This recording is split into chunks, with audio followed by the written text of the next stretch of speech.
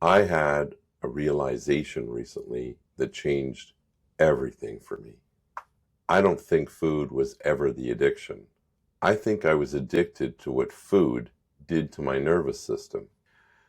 The relief, the stimulation, the dopamine, the comfort, the sedation, the emotional exhale. Because if this was really just about hunger, nobody would be eating a cheeseburger after a giant dinner on a cruise ship. And yet somehow there I was in the middle of the night eating my cheeseburger. And yes, you can do that any time of the day. And it's just there all the time. And everybody else is sitting around with you. There's no judgment. They're all just enjoying it just as like you are. Welcome back to the 100-Pound Experiment, how I lost 100 pounds on a cruise ship using AI. I'm Samy Bishay. I'm down about 60 pounds now while living on a cruise ship. Norwegian Cruise Line is the one I'm on most of the time.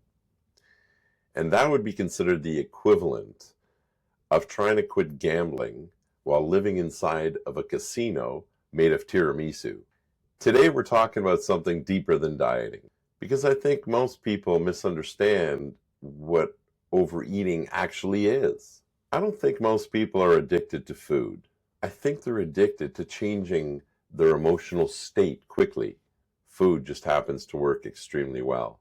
Here's what started to become obvious to me. When I ate, I wasn't actually really that hungry, not even close. I was stressed, overstimulated, lonely, anxious, bored, emotionally tired, seeking comfort, seeking reward, seeking relief. Food changed my state instantly. That's powerful neurologically, especially foods that combine fat, sugar, salt, crunch, novelty, large portions. Your brain loves that combination. Cruise ships understand this psychology better than anyone. Cruise ships are a dopamine architecture. Everything is designed to stimulate you.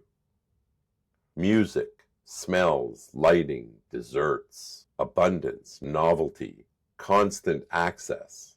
And your brain starts to associate food equals relief. That's why you can eat when you're full. That's why cravings feel emotional. That's why anticipation itself can be euphoric. Sometimes the dessert wasn't even the reward. Thinking about the dessert was the reward. That's wild when you really examine it. And honestly, a lot of my eating wasn't even hunger. It was nervous system regulation.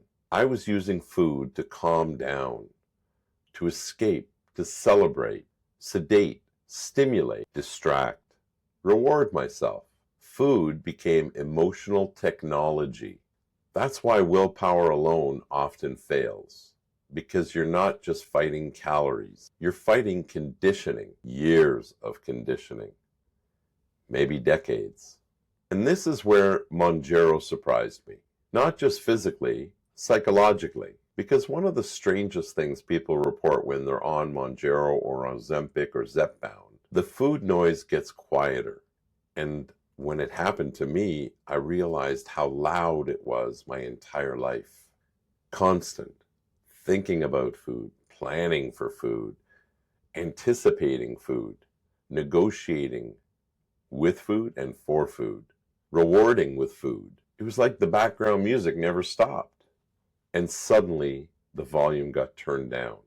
That was emotionally profound because for the first time in years, I could pause long enough to actually observe the behavior instead of automatically obeying it. That's huge. And let me tell you something terrifying. At 1 a.m. on a cruise ship, your brain becomes a lawyer. You walk past pizza, and suddenly your internal dialogue sounds incredibly reasonable. You've had a long day.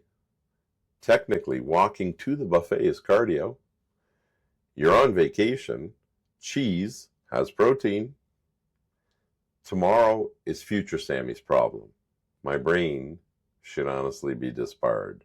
But now, instead of unconsciously reacting, I'm watching the process happening in real time. That awareness changes everything. So maybe the real question isn't how do I stop eating? Maybe the real question is, why do I need food to change my emotional state so badly? That's a much deeper question, and honestly, probably a much more important one. Because once I understood that, the battle changed completely. Now I'm not trying to fight food. I'm trying to build a nervous system that no longer depends on food for regulation. That's a very different journey. In the next episode, I'm going to explain why cruise ships are actually one of the most psychologically dangerous environments on Earth for overeating, and why they accidentally became the perfect laboratory for transformation at the same time.